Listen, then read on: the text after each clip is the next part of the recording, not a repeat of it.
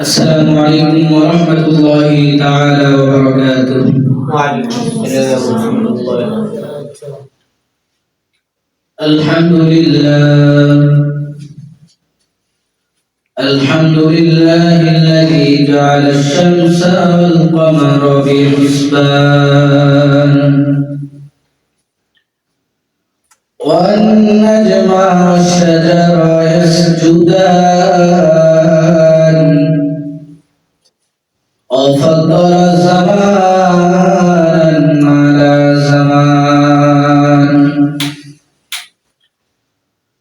كما فضل مكانا على مكان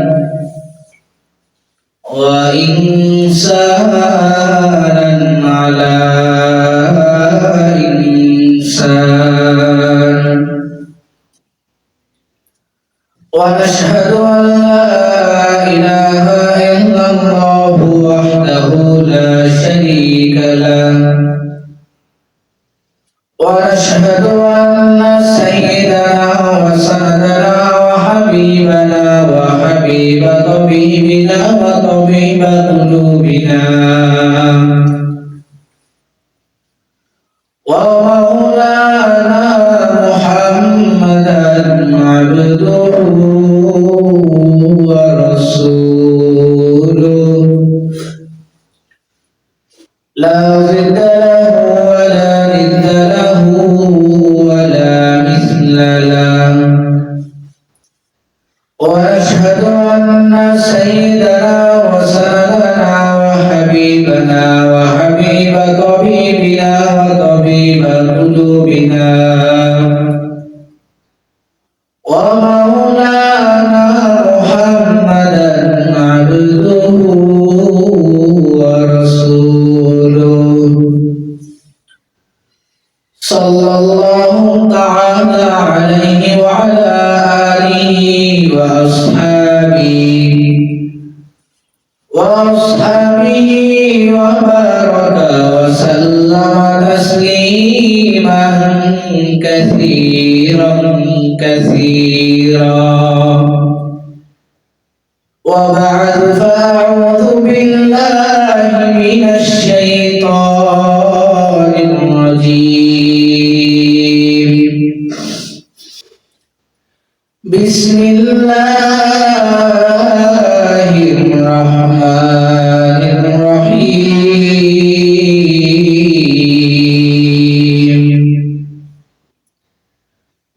لمن الملك اليوم لله الواحد القهار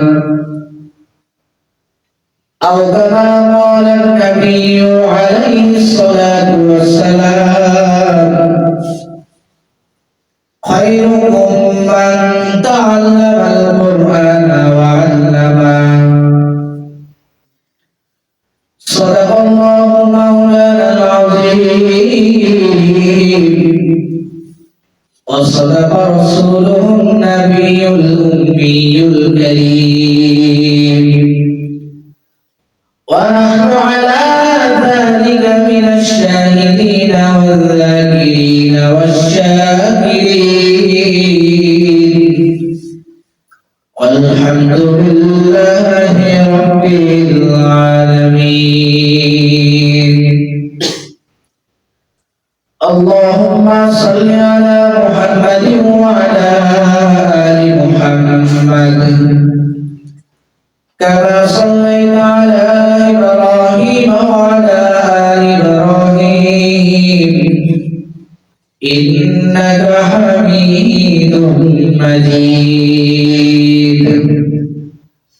اللهم بارك على محمد وعلى آل محمد كما باركت على إبراهيم وعلى آل إبراهيم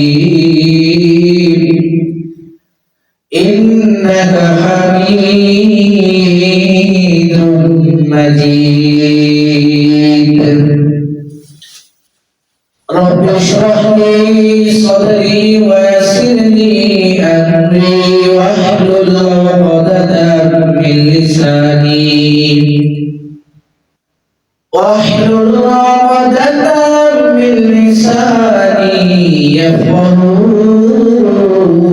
قولي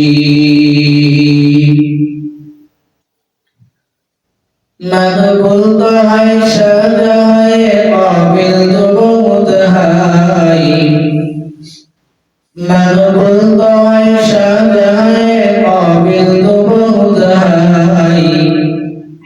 ऐना के परिंदे तो नहीं दिल तो बहुत है ऐना के परिंदे तो नहीं दिल तो बहुत है अल्हम्दुलिल्लाह भवानीपुर मोहम्मदिया अजीजिया हाफिजिया कौमी मदरसा उद्योगी 16তম বার্ষিক ওয়াজ মাহফিলের সম্মানিত সভাপতি আলহাজ মোহাম্মদ আতাউর রহমান সাহেব প্রতিষ্ঠাতা অত্র মাদ্রাসা অত্র মাহফিলের সহসভাপতি আলহাজ মোহাম্মদ আব্দুল মজিদ মুশতার ভবানীপুর অত্র মাহফিলের প্রধান অতিথি জননেতা জনাব অ্যাডভোকেট মোহাম্মদ ওমর ফারুক সুমন এমপি নওগাঁ অত্র মাহফিলের প্রধান মেহমান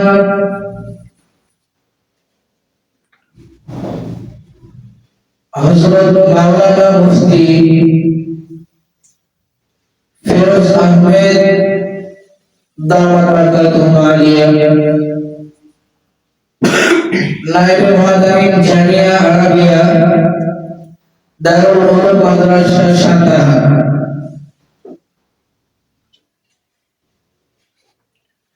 অত্র মাহফিলের প্রধান বক্তা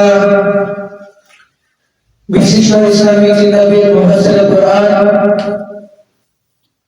হযরত মাওলানা গোলাম রব্বানী সাহেব দামাত বরকাতুহু দৌরা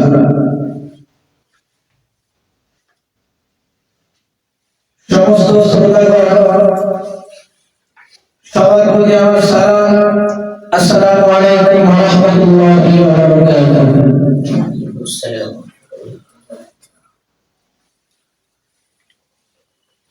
আল্লাহ রাব্বুল আলামিন এই মাহফিলে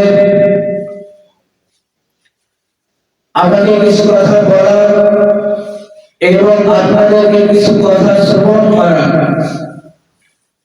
উভয়কে যেন আল্লাহ রাব্বুল আলামিন খাস মাকসাদে কথাগুলো শ্রবণ করার এবং বলার এবং উভয়কে মানার তৌফিক দান করে সকলে বলে আমিন। এই ময়দান জান্নাতের ময়দানে জান্নাতের বাগানে আমরা আসতে পেরেছি বসতে পেরেছি এই জন্য আল্লাহ রাব্বুল আলামিনের দরবারে লাখো কোটি শুকরিয়া করি আলহামদুলিল্লাহ আলহামদুলিল্লাহ লক্ষ কোটি সালাম ও সালাত রাসূলের প্রতি যে রাসূলের সৃষ্টি না করলে আসমান জমিন চাঁদ সূর্য পৃথিবীর ভিতর যত নক্ষত্র থেকে পাই কোনো কিছু সৃষ্টি করতেন না সেই রাসূলের প্রতি দরুদ উচ্চারণ করে সকলে বলে সাল্লাল্লাহু আলাইহি ওয়াসাল্লাম আল্লাহ রাব্বুল আলামিন জান্নাতের বাগানে সবাইকে আসার এবং বসার সুযোগ দান করেন না যে বান্দা যে ব্যক্তি আল্লাহর প্রিয়ারা বান্দা বান্দি আল্লাহ ওই বান্দা বান্দির উপর রহমতের দরজাগুলো খুলে দেয় জান্নাতের বাগানে আসে বসার তৌফিক দান করে সকলে বলি আমিন আমিন। দেখেন আপনাদের আশেপাশে অনেক মানুষ দেখেন বাইরে ঘোরাফেরা করতেছে অথচ তাদের নিকটে তাদের আশেপাশে জান্নাতের বাগান তৈরি হয়ে আছে এরপরে তারা বাগানের মধ্যে আসতে পারতেছে না মনে করবেন যে আল্লাহ ওই হতভাগাকে ওই কপাল পোড়াকে আল্লাহ কবুল করেন নাই, যার কারণে কপাল পোড়া এত সুন্দর জান্নাতের বাগান, এত সুন্দর জান্নাতের মজলিস, এই মজলিসে আসতে পারতেছে না, গুনাহের কাজ থেকে সে বিরত থাকতে পারতেছে না, সে বাহিরে আসে, বাহিরে ঘোরাফেরা করতেছে, গুনাহের কাজও করতেছে। আর আমরা, আপনি, আমরা যতগুলো মানুষ আছি, আমাদেরকে আল্লাহ রাব্বুল আলামিন গুনাহের থেকে ফারিগ করে, আল্লাহ চান না আপনি গুনাহ করেন, আল্লাহ চান না আমি গুনাহ করি, এই জন্য গুনাহের থেকে হেফাজত করে আল্লাহ রাব্বুল আলামিন আপনাকে আমাকে জান্নাতের বাগানের মধ্যে ঢুকাইছে। গুনাহ যেগুলো আমাদের গুনাহ আছে, গুনাহকে আল্লাহ ক্ষমা করে দিয়ে নেকি হাসিল করার জন্য এই জান্নাতের ময়দানে পাঠাইছে। সুবহানাল্লাহ, সুবহানাল্লাহ। আর আল্লাহ আমাদেরকে কবুল করছে বিধায় আমরা আসতে পারছি, আর যাদেরকে কবুল করেন নাই তারা এখনো জান্নাতের বাগানে আসতেও পারে নাই, বসতেও পারে নাই। কথা বলতে কিনা? আল্লাহ রাব্বুল আলামিন দুনিয়ার মধ্যে বান্দাকে পাঠাইছে তার ইবাদত করার জন্য, তার দাসত্ব করার জন্য, তাকওয়া অবলম্বন করার জন্য। তাকওয়া কই থাকে? তাকওয়া দেখা যায় না, তাকওয়া থাকে বান্দার কলবে, বান্দার অন্তরে, যে তাকওয়া কেউ দেখতে পারে। আল্লাহর ভয় কি জিনিস? দুনিয়াতে আসার পর আপনার আমার ভিতরে আমার মালিকের ভয় নাই, মালিকের আযাবের ভয় নাই, আমাদের তাকওয়াটা এমন দুর্বল হয়ে গেছে। আমাদের কি নাই? মালিকের ভয় নাই, আমাদের কলবে, আমাদের অন্তরে আল্লাহ রাব্বুল আলামিনের ভয় খুঁজে পাওয়া যায় না, যার কারণে আমাদের দ্বারা গুনাহ হয়। আর এই গুনাহের কারণে আল্লাহর আসমান থেকে আমাদের উপর গজব চলে আসে। আল্লাহ রাব্বুল আলামিন আমাদের সবাইকে সঠিক বুঝ দান করুন, সকলে বলি আমিন। আমিন। উমর রাদিয়াল্লাহু তাআলা আনহু, আবু বকর রাদিয়াল্লাহু তাআলা আনহু, উসমান, আলী রাদিয়াল্লাহু তাআলা আনহু, তারা আমার মালিককে, সাহাবায়ে কেরামরা, নবীরা, যাদের কোনো গুনাহ ছিল না, নবীদের কোনো গুনাহ ছিল না, অথচ তারাও আমার মালিকের আযাবের ভয়ে, আমার মালিকের ভয়ে তারা কান্না করত। তাইলে আপনি আমার কত কান্না দরকার? আবু বকর রাদিয়াল্লাহু তাআলা আনহু নামাজের ভিতর আমার মাওলানা কারীমের আযাবের ভয়ে কান্না করতেছে। আমার রাসূল সাল্লাল্লাহু আলাইহি ওয়াসাল্লাম কান্নার আওয়াজ শুনতে পায়। গভীর রজনী রাতের বেলা নবীরা নামাজের ভিতর দাঁড়িয়ে দাঁড়িয়ে কান্না করছে, সাহাবায়ে কেরামরা কান্না করছে। আবু বকর রাদিয়াল্লাহু তাআলা আনহু যখন নামাজের মুসল্লায় দাঁড়িয়ে কান্না করে, আমার রাসূল শুনতে পায় আবু বকর কান্না করতেছে।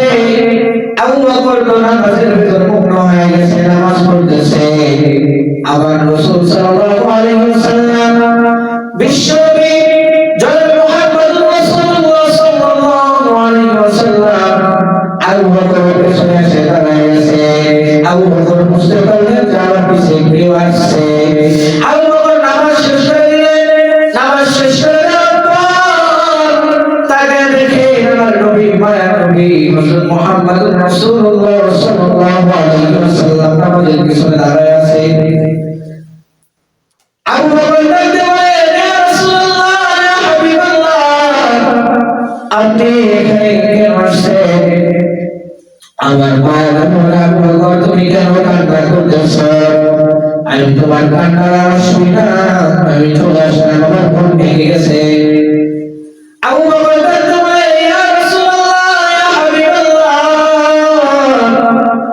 আপনি যে সময় উপস্থিত হয়েছে এই সময় তো সবাই ঘুমিয়ে পড়ছে, আপনি কেন ঘুমান নাই?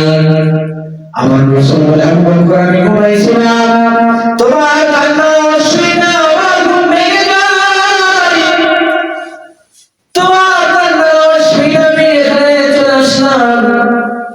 বকর কি হইছে বলো আবু বকর ডাকতে ইয়া রাসূলুল্লাহ ইয়া হাবিবাল্লাহ এই গভীর রজনীতে আমি আমার মালিকের সাথে কথা বলতেছি আমার মালিকের সাথে আমি গল্প করতেছি ইয়া রাসূলুল্লাহ ইয়া হাবিবাল্লাহ তুমি কেন কান্না করতেছো আমার রাসূল যখন হযরত আবু বকরকে ডাকতে বলে আবু বকর তুমি কেন কান্না করো আবু বকর ডাকতে বলে আমি মালিকের আযাবের ভয়ে কান্না করি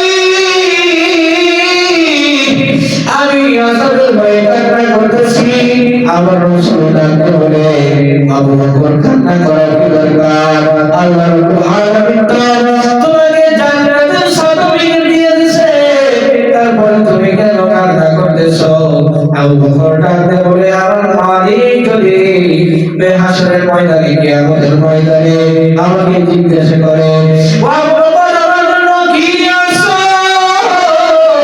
আমি যদি বলি ইয়া আল্লাহ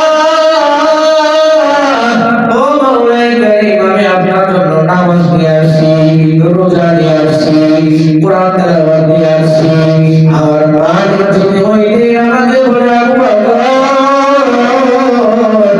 যেরকম ভাবে নামাজ পড়তে আমি মাওলানা কারীম খুশি হইতাম তুমি ওইভাবে নামাজ দিতে পারো নাই আবু বকর আমি মালিক যেভাবে কোরআন পড়তে খুশি হইতাম তুমি আবু বকর এরকম ভাবে কোরআন তেলাওয়াত দিতে পারো নাই আমি মালিক যেভাবে রোজা করলে আমি মালিক খুশি হইতাম আবু বকর তুমি ওইভাবে রোজা দিতে পারো নাই ইয়া রাসূলুল্লাহ ইয়া হাবিবাল্লাহ তাহলে আমার উপায় কি হবে নবীরা পর্যন্ত কাঁদবে নবীরা পর্যন্ত ইয়া নাফসি খুলবে আর আমি আবু বকর আমার তো তেমন আমল নাই তেমন ইবাদত নাই আমার মালিক তুমি আবু বকর তোর কোনো ইবাদত আমার কাছে গ্রহণযোগ্য হয় নাই তোর কোনো ইবাদত আমি মালিকের কাছে গ্রহণ হয় নাই ইয়া রাসূলুল্লাহ ইয়া হাবিবাল্লাহ যে মালিক আমার উপর খুশি হয়ে আমাকে জান্নাতের টিকিট দিতে পারে ওই মালিক জানে তো আমি আবু বকরের উপর রাগান্বিত হয়ে আমি আবু বকরের কাছ থেকে জান্নাতের টিকিটটা ছিনিয়ে নিতে পারে আমি ওই মালিকের আযাবের ভয়ে কান্না করি ও মুসলমান ও যুবক আল্লাহর গোলাম সাহাবায়ে কেরামরা গভীরার মতো কান্না করছে জান্নাতের থেকে পাওয়া সাহাবারা কান্না করছে